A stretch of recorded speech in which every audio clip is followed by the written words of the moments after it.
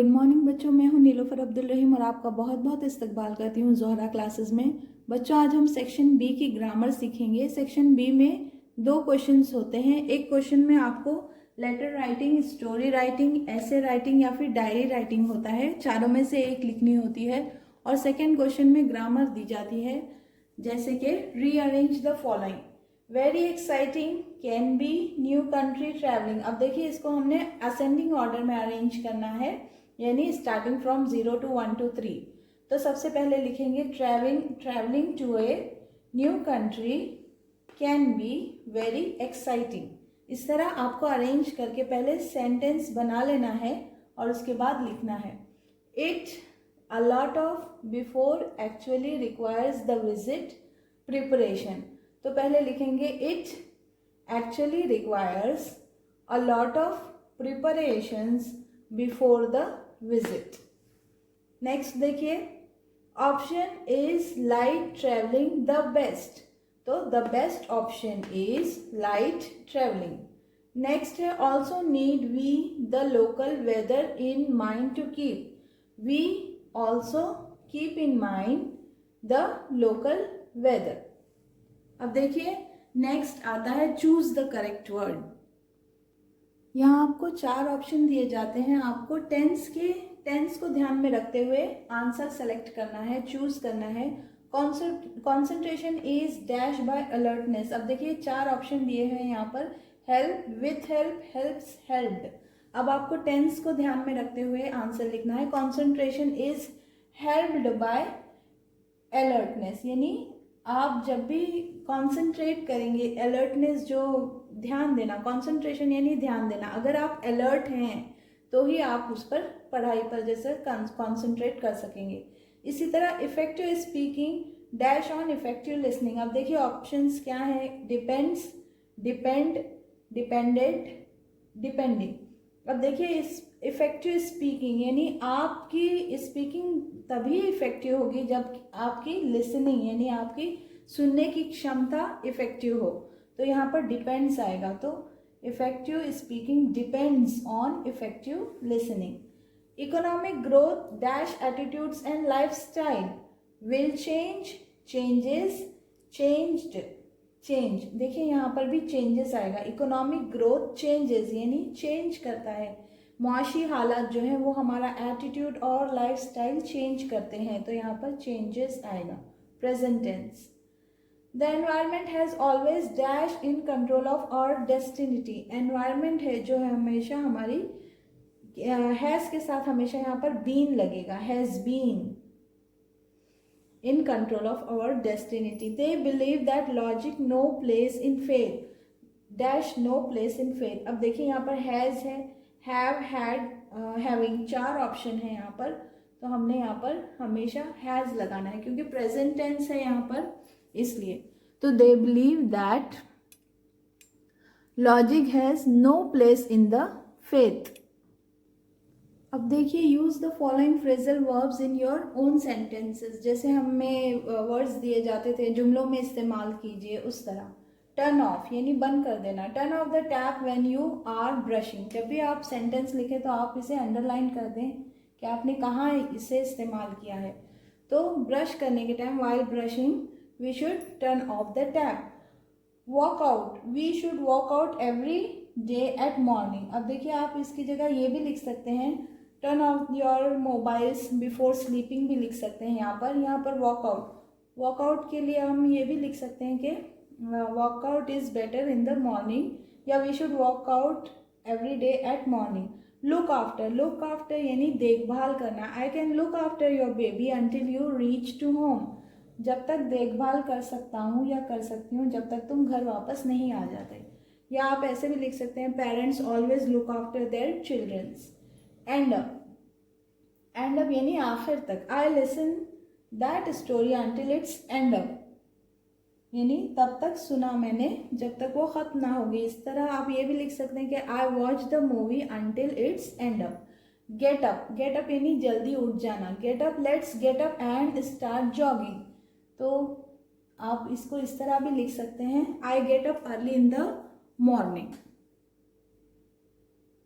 अब देखिए एग्जाम में आपको नाउन फॉर्म्स भी पूछे जा सकते हैं, जैसे कि give the noun form of able. Able का नाउन है ability, amaze amazement, annoy annoyance, aware awareness, brave bravery, brilliant brilliance, child childhood, cold coldness, confident confidence, confuse confusion. ये सारे वर्ब्स हैं, आपको उसको नाउन में कन्वर्ट करना है। Curious curiosity, die death, educate education, free freedom, happy happiness, intelligent intelligence, यहाँ पर CE आएगा intelligence. Irritate irritation, kind kindness. इसी तरह आपको एडवर्ब भी पूछे जा सकते हैं और एडजेक्टिव भी पूछे जा सकते हैं। इसी तरह lonely loneliness, mature maturity, move movement, patient patience, satisfy satisfaction, weak weakness, wise wisdom, promote promotion, inform information. ये सारे वर्ब्स दिए हुए हैं और आपको उसका नाउन लिखना है। Pure purity, perfect perfection, create creation, adopt adoption, abort abortion, explain explanation, durate duration, consume consumption, elaborate elaboration। अब देखिए कुछ एडवर्ब्स की मिसालें देखते हैं। एडवर्ब की कुछ एग्जाम्पल्स देखते हैं। देखिए वर्ब्स दिए जाएंगे, आपको उसका एडवर्ब लिखना है। Extreme extremely, entire entirely, enormous enormously, bare barely, deep deeply, complete completely, secret secretly, quick quickly, easy easily, slow slowly, accident accidentally, careful carefully, close closely, quite quietly, specific specifically, cheerful cheerfully, worried worriedly, eager eagerly, usual usually, general generally. इस तरह adverb लिखने हैं आपको। फिर इसी तरह occasion occasionally, normal normally, frequent frequently, इस तरह एडवर्ब्स लिखने हैं। अब देखिए एडजेक्टिव्स, हमने पार्ट्स ऑफ द स्पीच सीखते समय ही बहुत सारे एडजेक्टिव्स सीखे हैं। मैंने डिस्क्रिप्शन बॉक्स में लिंक डाला है, आप वहाँ पे चेक कर लें। फिर उसके बाद डू एज डायरेक्टेड दिया जाता है, जैसे कि change the voice, change the degree, direct to indirect speech. इस तरह आप डिस्क्रिप्शन बॉक्स में देख लें। पहले के प्रीवियस वीडियोस में बाकायदा एक एक वीडियो बनाया मैंने, चेंज द वॉइस पर, चेंज द डिग्री पर, डायरेक्ट एंड इनडायरेक्ट स्पीच पर। फिर आपको यूज़ वर्ड्स आते हैं, जैसे कि unless, until, if, as soon as, no sooner than, either or, neither nor. इस तरह के वर्ड्स आपको इस्तेमाल करने होते हैं एज ए कंजंक्शन या फिर सेंटेंस में। तो आप इसके भी मैंने वीडियोस बनाए हैं, आप डिस्क्रिप्शन बॉक्स में चेक कर लें। अब देखिए यहाँ हमारा सेक्शन बी कंप्लीट हो गया।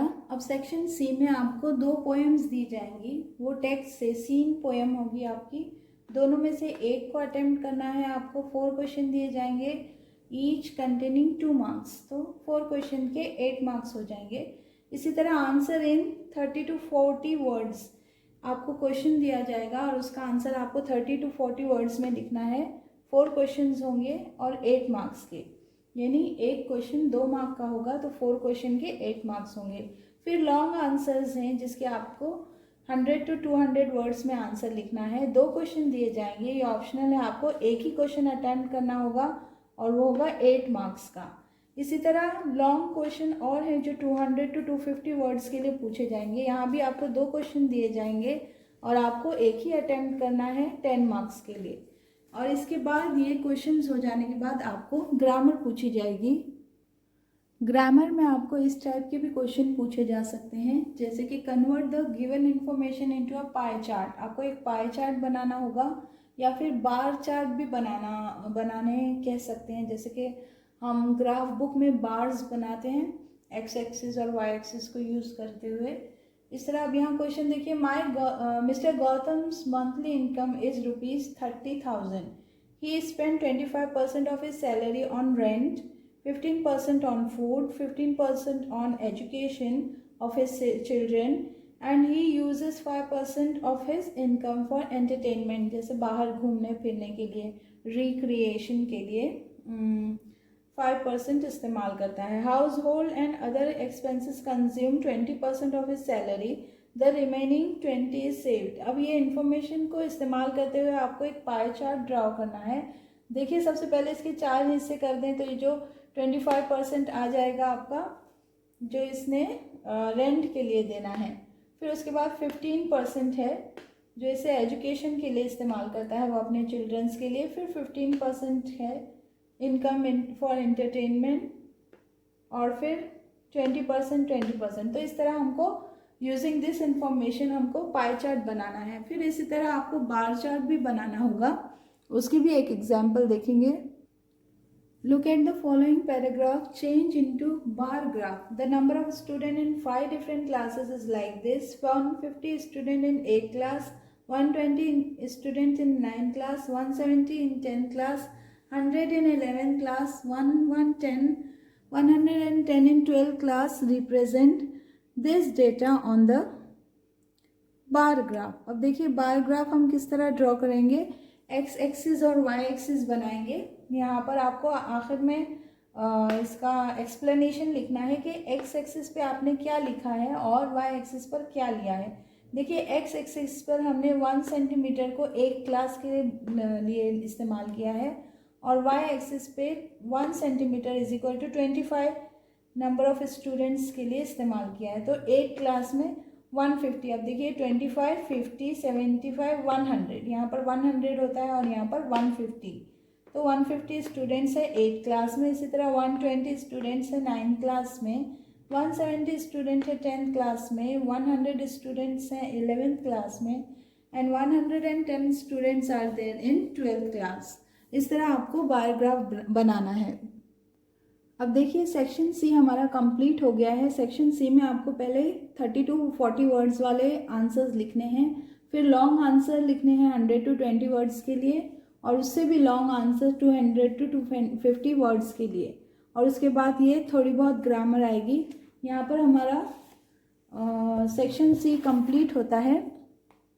इंशाल्लाह नेक्स्ट वीडियो में मिलेंगे, तब तक के लिए अपना बहुत बहुत ख्याल रखें।